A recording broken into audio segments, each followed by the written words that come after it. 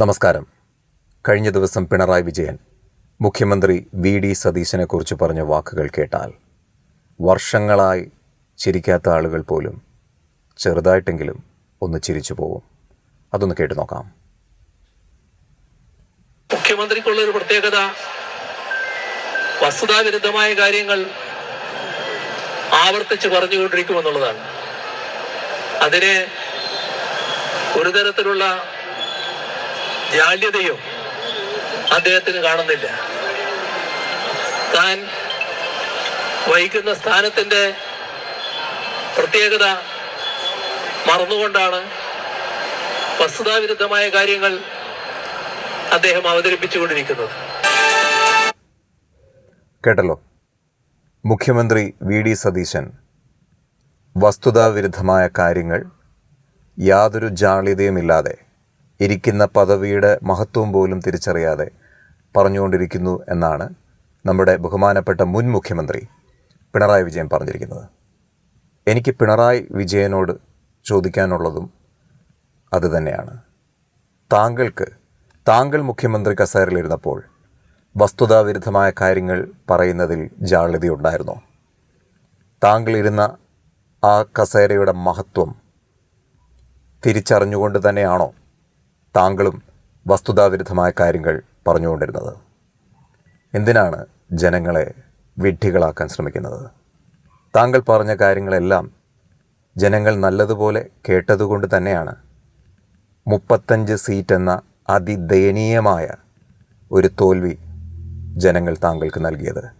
താങ്കൾ ഭയങ്കര സത്യസന്ധനായ ഒരാളായിരുന്നെങ്കിൽ ഇത്രയും ദയനീയമായ ഒരു പരാജയം താങ്കൾക്ക് ജനങ്ങൾ സമ്മാനിക്കില്ലായിരുന്നു. അതുകൊണ്ട് ഞാൻ ഭയങ്കര സത്യസന്ധനാണ്, മറ്റുള്ളവരൊക്കെ വസ്തുതാവിരുദ്ധമായ കാര്യങ്ങൾ പറയുന്ന ആൾക്കാരാണ് എന്ന തരത്തിലുള്ള ധ്വനി സൃഷ്ടിക്കുന്ന വാക്കുകൾ ഒഴിവാക്കാൻ ശ്രമിക്കുക. കാരണം ജനങ്ങൾ താങ്കളെ പരിഹസിക്കത്തേ ഉള്ളൂ. കാരണം എത്ര കള്ളങ്ങൾ, പച്ചയായ കള്ളങ്ങളാണ് ആ കസേരയിലിരുന്ന് താങ്കൾ പറഞ്ഞതെന്ന് താങ്കൾ മറന്നിട്ടുണ്ടാവും. ജനങ്ങൾക്കത് മറക്കാൻ സാധിക്കില്ല. അതിൽ ഏറ്റവും വലിയ ഒരു ഉദാഹരണം ഞാൻ പറയാം. കൺമുന്നിൽ പ്രതിഷേധിച്ച, കരിങ്കൊടി കാണിച്ച യൂത്ത് കോൺഗ്രസ് KSU പ്രവർത്തകരെ DYFI പ്രവർത്തകർ അതിക്രൂരമായി മർദ്ദിച്ചപ്പോൾ അതിനെപ്പോലും രക്ഷാപ്രവർത്തനമെന്ന്, അതായത് വിഷ്വൽസിൽ വളരെ വ്യക്തമായിട്ട് മാധ്യമങ്ങളിൽ കാണിച്ച ഒരു സംഭവമാണത്, ഈ ക്രൂരമായ മർദ്ദനം. എന്നിട്ട് താങ്കൾ അതിനെ എങ്ങനെയാണ് ന്യായീകരിച്ചത്? താങ്കൾ അതിന് കൊടുത്ത വിശേഷണം എന്താണ്? രക്ഷാപ്രവർത്തനം. അവർ വണ്ടിയുടെ മുമ്പിലേക്ക് എടുത്ത് ചാടാൻ തുടങ്ങിയപ്പോൾ DYFI പ്രവർത്തകർ അവരെ രക്ഷിച്ചതാണ് എന്ന പച്ചക്കള്ളം ഒരു ഉളുപ്പുമില്ലാതെ പൊതുസമൂഹത്തോട് വിളിച്ചു പറഞ്ഞ ആളാണ് താങ്കൾ. അതിനേക്കാളും വലിയൊരു കള്ളം ഏതെങ്കിലും ഒരു ഭരണാധികാരി പറഞ്ഞിട്ടുണ്ടോ എന്ന് എനിക്കൊരു സംശയമാണ്. അതുകൊണ്ട് താങ്കൾ ഒത്തിരി ഒരു പരിശുദ്ധം ചമയരുത്. അത് താങ്കൾക്ക് നല്ലതല്ല. ജനങ്ങൾ താങ്കളെ വീണ്ടും വീണ്ടും പുച്ഛിക്കത്തേ ഉള്ളൂ.